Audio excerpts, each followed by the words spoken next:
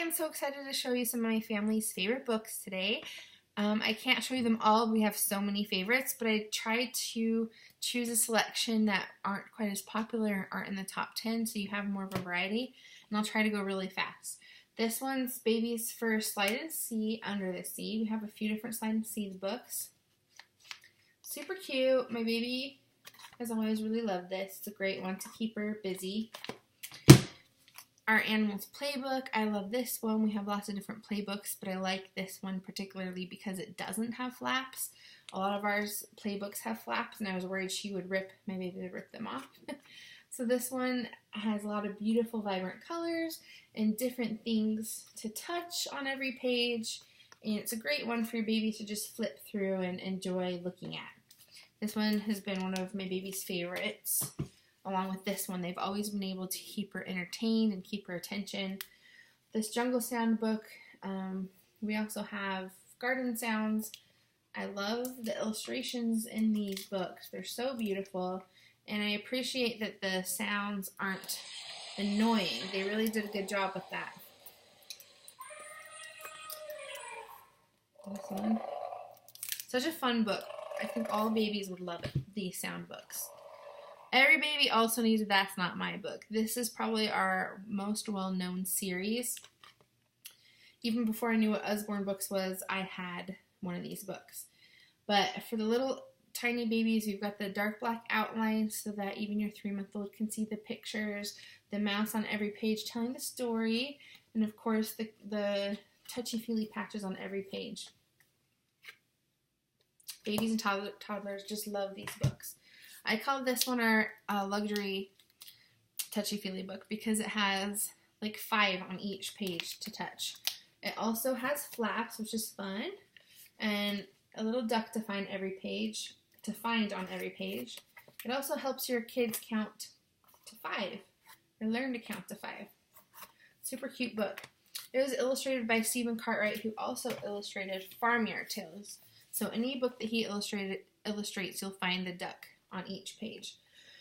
This one is one of the first books we got. I love the padded cover and the bookmark. It also comes with a CD to listen to. Here's the map of Apple Tree Farm. Another thing I like about this book is that each story starts out the same. This is Apple Tree Farm. This is Mrs. Boot the farmer. She has 2 children called Poppy and Sam and a dog called Rusty. So your kid will love this book because even when they're younger, they can memorize this first page and feel like they're helping you read this story, which they think is fun. It's also a dual reader, so you can have your child learning to read the top line of text, and you can read the bottom. You can read the top line as a complete story for your toddlers who are a little bit more antsy and can't sit through a story. So it is a great way to save money because it's a combined volume, lots of stories in this one. Pop-Up Haunted House is one of my 7-year-old's favorite books. It's one of the first ones we got. I know it's a seasonal book, but she loves to look at it all the time. It's so fun to explore this haunted house. And at the end, there's a huge pop-up. A super fun, interactive book. My 7-year-old also loves Vet Academy. She wants to be a vet when she grows up, so she was ecstatic when I got this book. We also have Engineer Academy, Astronaut Academy, and Architect Academy. So if your kids are interested in any of those subjects or want to be that when they grow up, they will love this series. It's so fun. There was a little horse for her to press out here at the front and make a model, which she thought was really cool.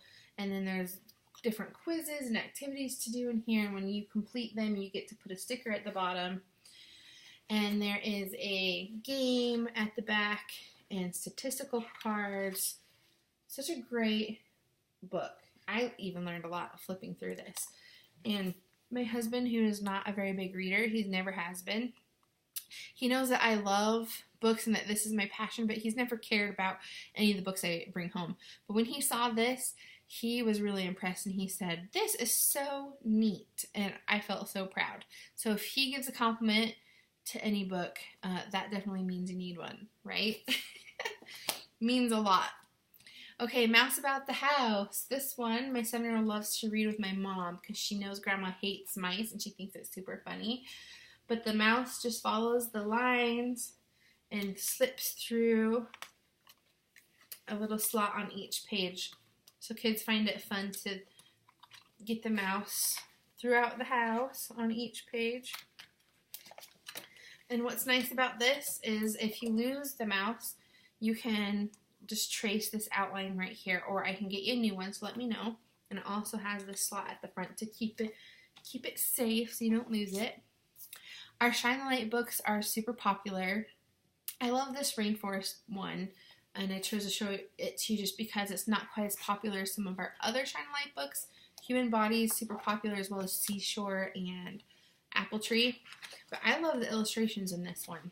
If you haven't seen our Shine the Light books before, they are narrative nonfiction. So it tells a story as your kids are learning these nonfiction facts, and each page asks a question. Many flying creatures rest up high in the sunny branches. What's hiding under this leaf? And then you can hold the book up to a light or shine a flashlight behind it to show the hidden image.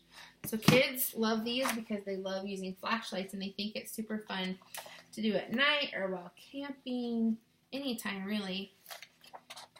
We love these. We have 5 of the 13. They're super cute.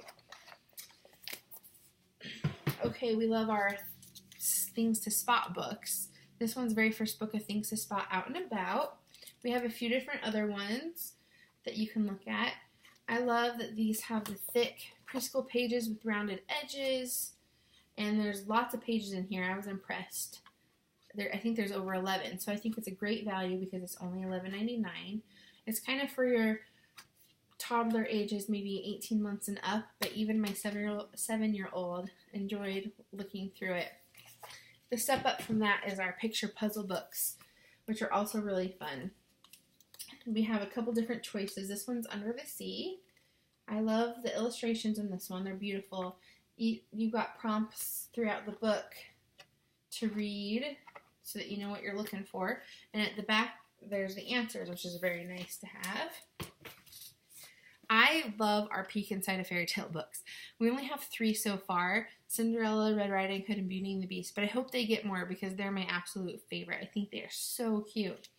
I probably like Cinderella the best out of the 3 that we have. I don't know why. I think it's really pretty. I like that you can see the castle in the background when you're in the village, and then vice versa when you are, look how cool this is. When you are at the castle, you can see the village in the background. These books are so cute. Can't get enough of it.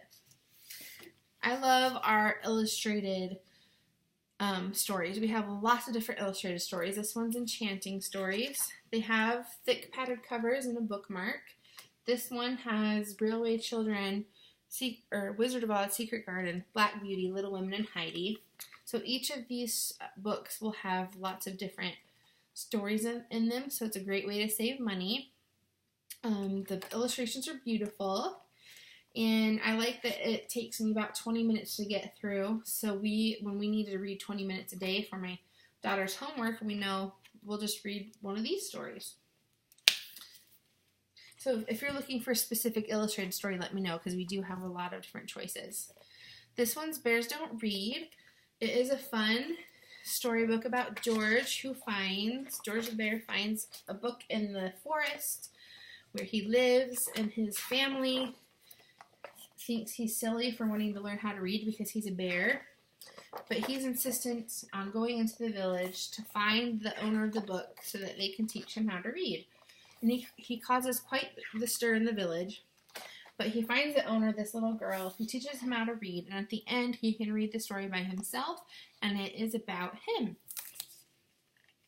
Okay, this last one is Billy the Goat's Big Breakfast. I call it one of our hidden gems because not a lot of people know about this book, but it is super cute.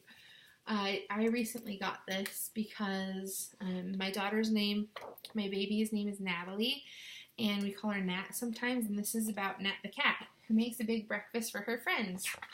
And Billy the Goat comes, and he's rude, and he eats half the food, and then the bread starts to grow in his tummy, and he has to fess up at the end and tell Nat what he did. But Nat saves the day and has more food so they can all eat together.